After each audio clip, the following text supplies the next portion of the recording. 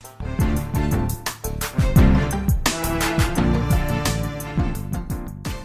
welcome to the Market Alert for Wednesday, the 22nd of February 2023. So US stocks declined after strong PMI data spurred further hawkish rate pricing. Yes, it was an interesting one. We'll look at those numbers in a moment. And we had hot PMI data raises Fed terminal pricing hitting stocks and bonds.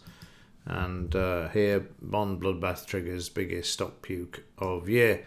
Most shorted stocks dumped, most in 8 months. Dow red year to date. It was until October last year as well, and then managed to rally. But the data they're talking about was the services PMI. If you have a look, all of these, apart from the German, which was just slightly higher, but you'll see all of the rest in green there. So, yeah, there's still an inflation problem. What a surprise. And the PMI reflecting that yesterday, and the stocks. And the reality, of course, that, now we're starting to see this come through. We're going to see more talk of hawkishness, etc. And, of course, the next thing is going to be, well, what's Powell going to raise by? It isn't going to be 25 basis points. It's going to be 50. He thought he was getting away with it in January, but not the case. Well, the beginning of this month, wasn't it? I think it was the 3rd of Feb. But... yeah, it's going to be interesting to see going forward now with this data coming through, because it's always been hot for the last 2 weeks, hasn't it, with regards to all of the economic data. So let's have a look at the market's reaction to this yesterday, and we'll kick off with the Dow. So in the Dow there, you can see trading down to 89 yesterday from the low to the high, projected back. It stopped at 89. If the market takes out yesterday's low, which we'll look at on the 30-minute chart, which you can see is just sitting there. If this is taken out, then we can expect lower prices in the daily chart. We've got all of these green lines, which are the lows to the left, which you can see there. And of course, then you can use your fib retracements as well in between. We're going back to December the 20th there. Back up to here would give you another 89 in between the two green lines there as well. But going back to the 30-minute chart, we'd already declined in the pre-market session. Then when we opened and we got the US PMI data, or the flash data, let's just have a look, which came out at 2:45. You can see there 50.5, and we got 47.3. This sending the market lower. They did manage to bring it back 70 or 80 points in this bar here, but it failed to hold, ended up closing lower. The only green bar yesterday afternoon was this one, and then down we go. And the market, like I say, at the moment below the 20-bar moving average. If it takes out this low, then use your daily chart to see where the market's going to trade to. The implied volatility seems to be back in this move as well. We've gone to 17.2 from 15.36 on Friday of last week, because we lost a day with the President's Day celebrations. So implied volatility moving back. And like I've said for the last few weeks, when you look at the longer term charts, we were sitting in that area of where we could see pullbacks, and I mentioned this a few times. So maybe now we're starting to see those pullbacks occur. Let me just go back to the Dow chart. So yeah, we're seeing the market struggle, and unlike the FTSE, the DAX that has moved and continued to make, particularly the FTSE all-time highs, the Dow hasn't barely moved, but it is showing some weakness there for the last 4 days on the downside. In the German DAX, this also on the downside yesterday, but bouncing back, managing to get back above the 20-bar moving average in the daily chart there. And also, if we're just drawing a quick fib retracement here, I'd imagine that we're at 89. Yeah, we came right back to the 89 level there, and the market bouncing off that. But weakness overnight, as can be seen in the 30-minute chart. The low down here, looking for today's projections, that's the low. We've also got markets prices below the 5-bar moving average, 20, 50, and the 200 as well, showing short. The high is way up there. It's a good 150 points away on the upside. Yesterday's action, the market down, then managing to rally back, and then selling off down to the S3.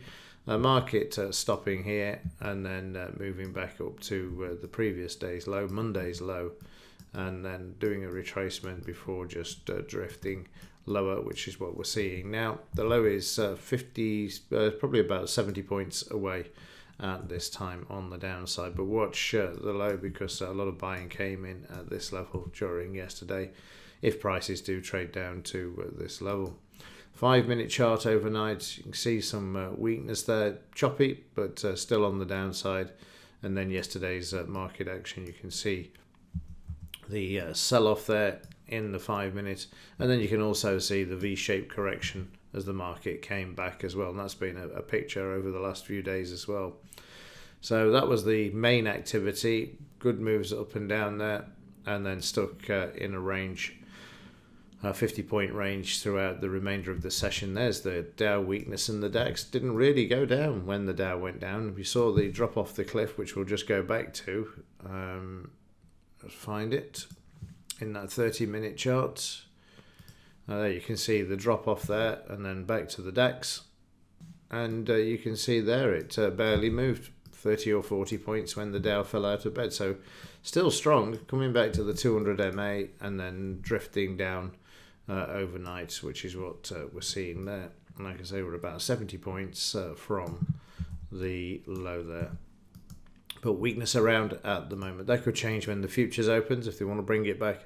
But at the moment, there's overnight weakness in these markets.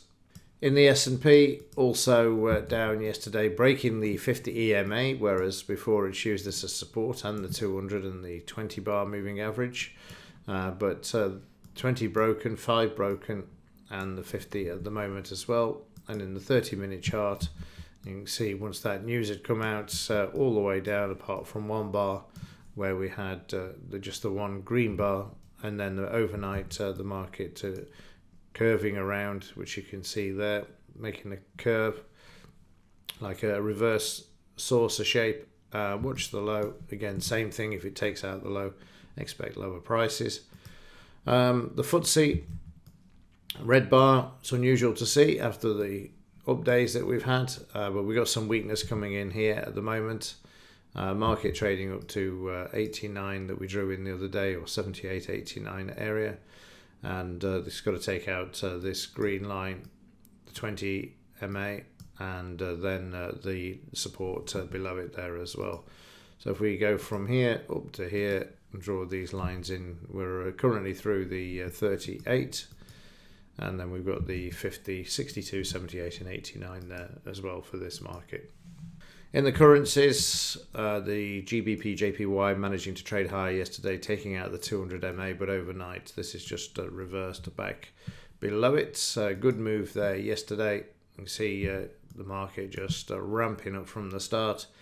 Good 130, 40 points there, and then continuing on to complete 200 points. Overnight, market has drifted slightly lower, but it looks like it's starting to move up a bit with demand coming in there. Need to take out yesterday's high. In the pound yesterday, the market up, the dollar down, and you can see overnight bit of reversal there, bit of strength coming back into the dollar. Like I say, the hawkishness news, and 30-minute chart of the pound moving up with the PMI data yesterday, and moving up a good 150 points for the pound as well. Sitting at yesterday's, what's this one here? We're going to be at 121, aren't we? That's the 121, $1.21. And we take out the close and the 20 to get up to the high. And in the US dollar, oddly enough, this was up as well as the pound and the GBP JPY, which is unusual to see. It's like a disconnect there. Overnight also up. Let's have a look at the 30-minute chart. And there you can see the market's reaction to the news. We had a gap here overnight as well, which has been filled. But at the moment, just sort of sideways. This market's not doing a lot at all at the moment. It's had a bit of a move to the upside, as we've seen in the daily chart there over the last few days. And the market now in a bit of a sideways move there, obviously waiting to see what Powell's going to do next to try and stem this inflationary pressure that's now once again emerged. And finally, in the metals, trying to move up yesterday. There's some selling around in this market, so it looks like we're going to get another correction to the downside in the metals. They are the downside targets there. I mean, really, the 200 MA is what they're going to be gunning for. In the 30-minute chart yesterday, it was the first time they managed to hold it above the low. I was wrong on that one, but normally they slam it down to the previous day's low, so that's quite encouraging. The low for yesterday was 21.62. Let's see if they can go for that one today. We've got the 200 MA in that area as well, but after it moved back to the upside, became choppy with the news, and then has been sideways ever since. And in the gold market, also showing a bit of weakness. Still red in the colours there, showing that the market is still short. And it's interesting, isn't it? You know, you get the odd day of red going up against the green, but when it goes short, it stays short and you don't see too many green bars, is what I'm trying to say, and it stays red there a lot longer. And in the 30-minute charts, again, you can see that we had a bit of news to bring the market up, but they soon slammed it back down, and the market stuck in a sideways range overnight. Gold-silver ratio to finish off with has been dropping down over the last few days as well, so that means that silver's been holding support to the upside better than gold just for the last 3 days there. Okay, that's it. Apart from, let's just have a quick look at what news we've got today. We've got 9 a.m. German business climate. We've got a G20 meeting apparently. That's why Biden's in Europe then. And 7 p.m. this evening we've got the FOMC meeting minutes, but there are no rate changes for this one. He's doing those each quarter, isn't he now? So that's about it. Let's just have a look, see if there's anything that we haven't seen that they've now moved to a low impact news item, and nothing's jumping out there. No, Williams is speaking at 10:30 p.m, but the markets will be closed anyway, so nothing to report there. Okay, that's it for this one. As ever, thanks for watching. See you in the next one.